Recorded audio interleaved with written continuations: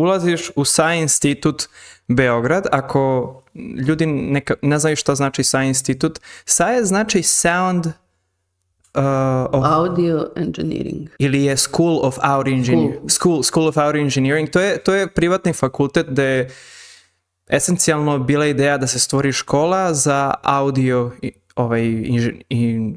inženjerstvo, ali sad se proširila i na filmsku produkciju i na šta još?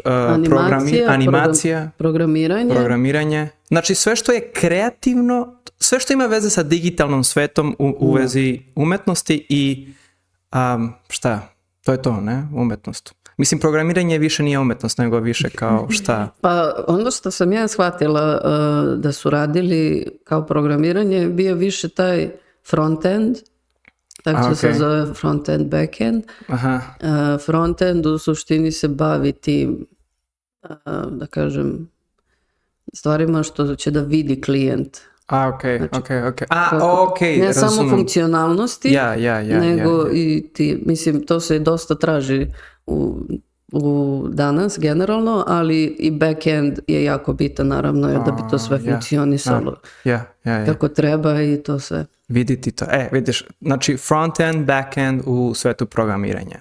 To su ovi ljudi koji rade na kompjuteru i znaju Python, C++ i šta još. JavaScript. Da, to su svi neki programi za programiranje. Sad, to je SAE institut, to je škola za taj ceo svet i to je privatni fakultet. Jeste, malo košta, ali stvarno je dobro iskustvo, svašta naučiš i barem, ne znam, meni, tebi, kad završiš fakultet, stvarno osjećaš kao u momentu kad uđeš u profesionalni život, to jest da stavljaš u realnom životu, nekako kažeš, I know this shit. To sam već prošao, tako da... A sad, ono što mene interesuje za SAE institut, kad si u momentu ušla, kako je bilo to iskustvo učiti audio produkciju u SAE institut? Za ove ljude koji su zainteresovani pa nisu sigurni, pa nemaju prijatelje koji tamo studiraju, znaš kao, koje je tvoje lično iskustvo? Koje je tvoje lično iskustvo? Šalim se. Ja mogu da podelim, meni nije problem. Ne, nego... U suštini bilo je to moja jaka želja i ti sam znaš kada sam ja ušla prvi čas kod Marije, bilo je pa dobro, šta vi želite da radite kada završite ovaj fakultet, i to je bilo naravno i glavno pitanje intervjua. I ja sam naravno rekla, želim da se bavim live soundom i želim da se u nekom momentu vratim na kruzer da to radim. Ne znam da li se sećaš, ali bilo je ono kao gdje sebe vidiš za 5 godina, one tipa plan za 5 godina, za 10, ne znam. Da. I onda kao šta za godinu dana, i onda smo morali to kao domaći da napišemo. I tu sam ja napisala život na kruzeru. Živim, život putujem. Međutim, vidiš kako to posle 5 godina se nalazimo ti ja ovdje i gdje smo stvari došli. Kako to u stvari sudbina ima svoje čudne pute gdje te navede. U suštini moje iskustvo u SAE je bilo dosta pozitivno, jer ima dosta znanja ako ga tražiš. Da. Ako imaš nešto što te interesuje i priđeš profesoru da se dublje u to, jel te zanimaš, oni će ti naravno pomoći, što nije, mislim, kao neko ko je bio i na privatnom i na državnom, da kažem, fakultetu. Na privatnom je to stvarno mnogo glatko, svi ti izađu u susret, možeš uvek da pitaš, uvek pošalješ mail, odgovore, možda ne taj dan, ali ako sutra odmah, ako nije tipa uveče, onda će ujutro odgovoriti. Dok, na primjer, ako pošalješ mail nekom profesoru na državnom fakultetu, on će odgovoriti, a možda i neće. A možda će odgovoriti za 3 dana, a možda i neće. Ako mu pošalješ na WhatsApp, možda imaš više nade da će odgovoriti, ali što se tiče samog iskustva kao učenja, mislim da je to najviše što sam naučila u životu, s obzirom da, kao da kažem, nije da ti moraš sam da se kroz sve guraš, nego možeš uvek nekoga da pozoveš, uvek imaš ili kolegu ili profesora ili tipa da pitaš, ok, nisam siguran za ovo, šta bi tu me posavjetao, ili pitaš kolegu, mi smo se non stop u chatu, to, šta vi mislite, jel hoće ovo biti dobro? I onda ja, Filip i ostali analiziramo radove i onda kao, možda bi ovdje mogao da ovo uradiš. Tako da imaš i kolege koji te, kažem, mogu preusmeriti na nešto bolje, nešto dobro, dok na SAI imaš, ok, polako ulaziš u to šta ćeš da uradiš za kraj tog semestra. Na biznis model isto, nismo mi to ovako odjednom naučili sve to, kao, nego si bio, ok, idemo prvo kako se pravi plan, šta je biznis plan, pa šta je ovo, pa šta su bitni delovi, pa kako da uradiš ovaj deo, kako da se postaviš za ovaj deo, šta moraš da paziš ako ćeš da radiš ovo.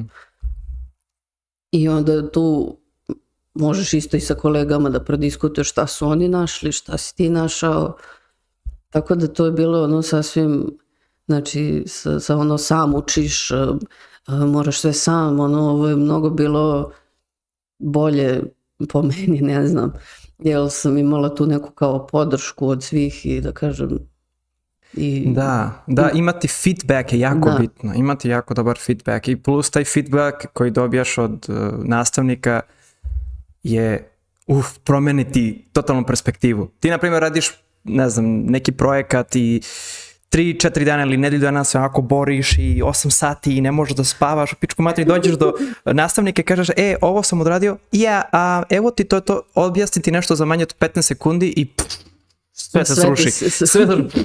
Sve u đubre, ti kao, shit. Ali ono što je dobro, kao što ti kaže ti, ok, zato što ti si išla ili išao pogrešnim putem, ovo je put. I kao, ok, thank you. A dok ti kaže ovo ti nije dobro, uradi opet. I onda ti ne daju kao smjernice, ni zašto, ni kako, kao poležeš opet. Jeste. I znaš, mnogo je bilo jednostavno. To kažem za akademiju ili za neke državne fakultete, to pao si, prošao si. Nema tu, možda ti objasne kao šta, kao kolega, ovo nije bilo to. Mogli biste malo bolje to da objasnite, ali ne da ti kaže, ok, sljedeći put bi mogao kao da uradiš, možda pokušaj ovo da uradiš ili neki savjet da ti daju, ne. Next. Yes, da, pa to je taj feedback, taj feedback koji ti stvarno mnogo znači.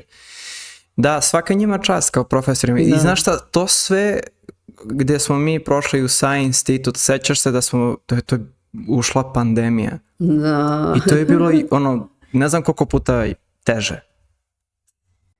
U suštini bilo je teže i za njih i za nas, ali je to prvi put da se susrećeš sa nečim tako. Srećom postoji imali su barem tehnologiju da sve to pokriju.